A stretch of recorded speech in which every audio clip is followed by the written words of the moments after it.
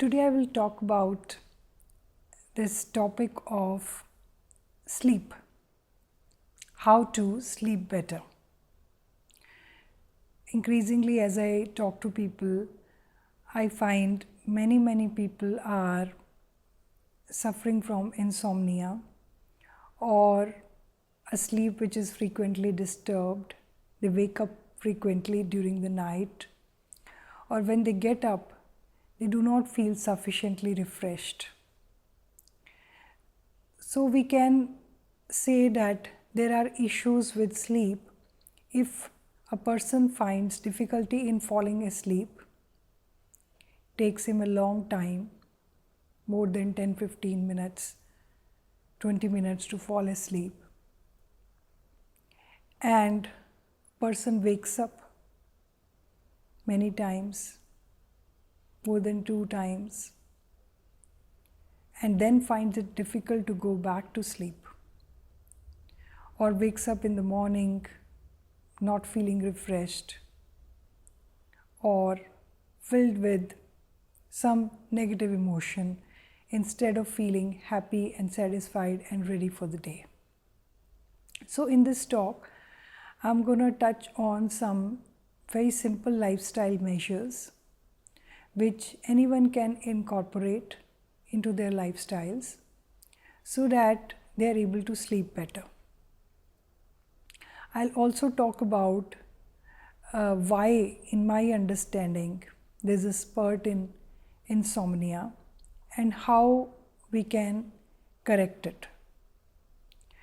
So, Dr. Joe Dispenza explains it very well in one of his books.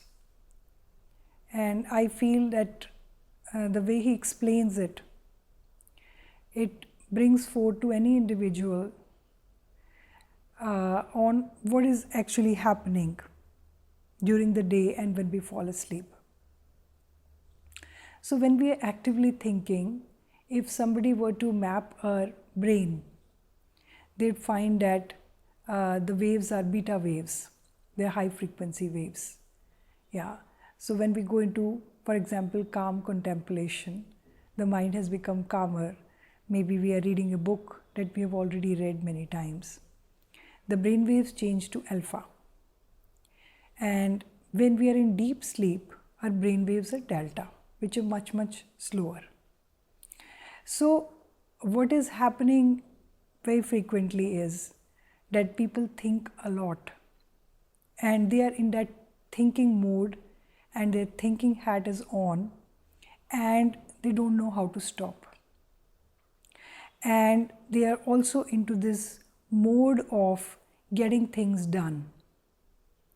So this part inside them, which is constantly telling them what to do and works through their minds, is filling their minds with list of unfinished projects which they want to get back to.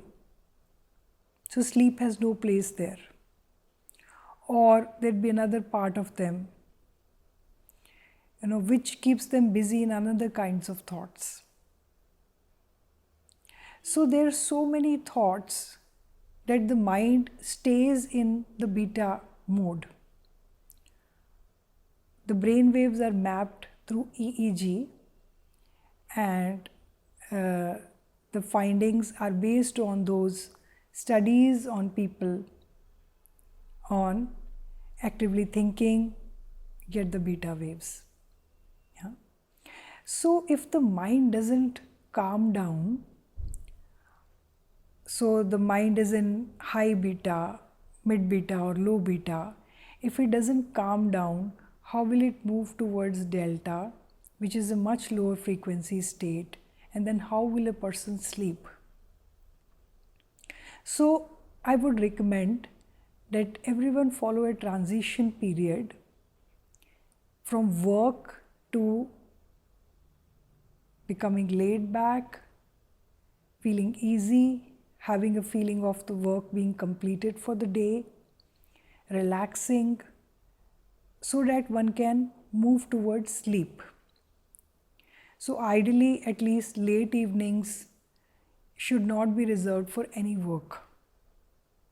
the work should be finished in the first part of the day or maximum till early evening. And afterwards, one can have a light meal.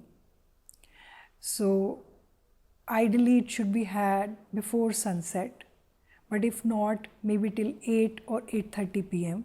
Early dinner is always good because it gives also the opportunity to the body to digest it in good time, so that when we fall asleep and we are in horizontal position, we are prone.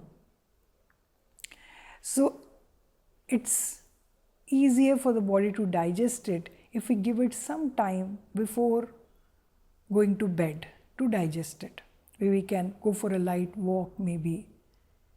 So a light dinner, lunch can be a heavier meal and dinner can be a bit light, had at least 2 hours before sleeping, and that should be the last meal of the day. So it's better not to snack. If you would like to eat something, maybe fruits can be something that you can munch on. Okay. And also when we have taken a heavy meal and we immediately lie down, it increases the chances of acid reflux. And those people who suffer from acidity, especially recommended by doctors that not to sleep immediately after having dinner. So having a dinner and then maybe going for a light walk, walking for even 10-15 minutes is enough. Or getting into some kind of bedtime routine, whatever you like. It could be listening to light instrumental music. It could be reading a book which you have already read, or which is light reading, which doesn't occupy too much of attention. It's not a study material. Okay. Or it could be, if one would like to view something, it could be something which is comedy and easygoing, something which makes us feel relaxed.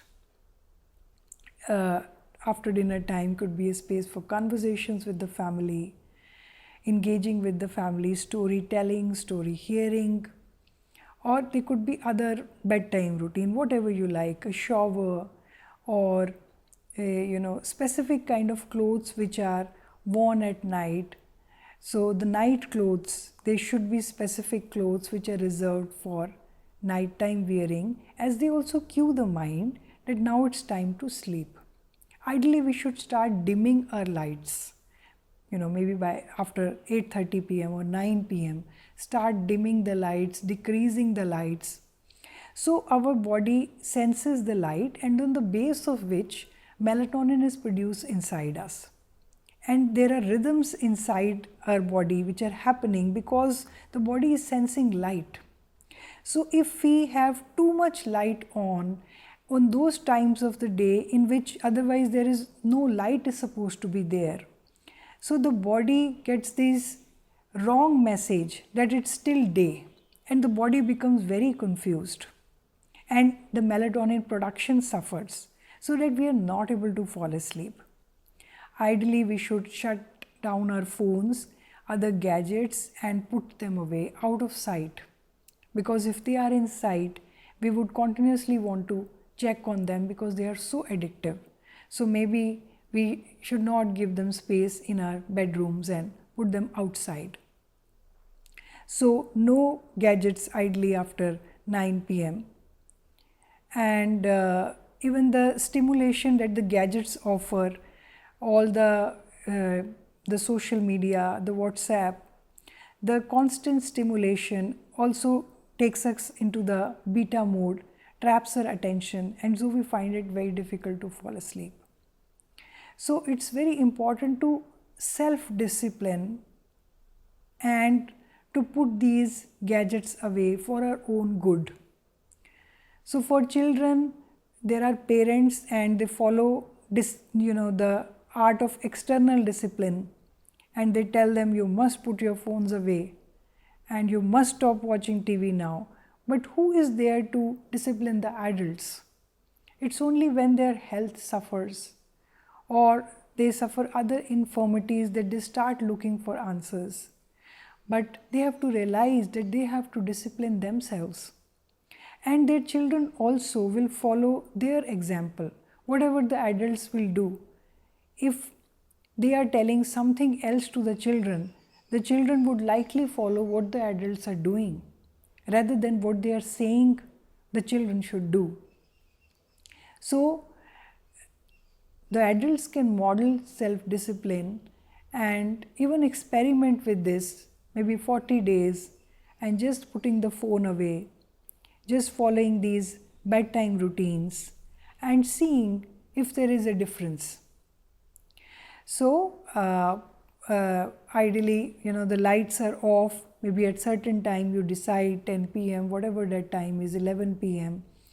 And then one can, as one is falling asleep, one can even go into the observation of the breath, right? So that meditation will also relax the mind. And as the mind relaxes, it should be the easiest thing to fall asleep. How did it become so difficult? So, as we correct the habits which trip us rather than helping us, we would be able to sleep better and better.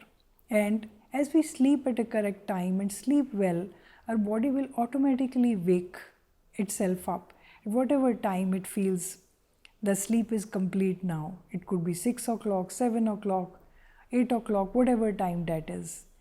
And when it wakes up, the body will feel very good. It would be a great thing to go outside and feel the sun and look at the trees, hear the birds, so that again the mind is cued that yes, it is morning now. It's time to wake up and it's time to engage in activity. It is time to get busy. So as we experience the light of the day at different times, we take ourselves out in the evening and experience the changing light of the day, our body gets these cues from the environment that this is what the time is, and it goes into its natural rhythm. When we are not able to fall asleep, it is just that the rhythm has become, it has come into error, and it can be set right by following these bedtime routines. Hoping you sleep well. Thank you so much for joining in.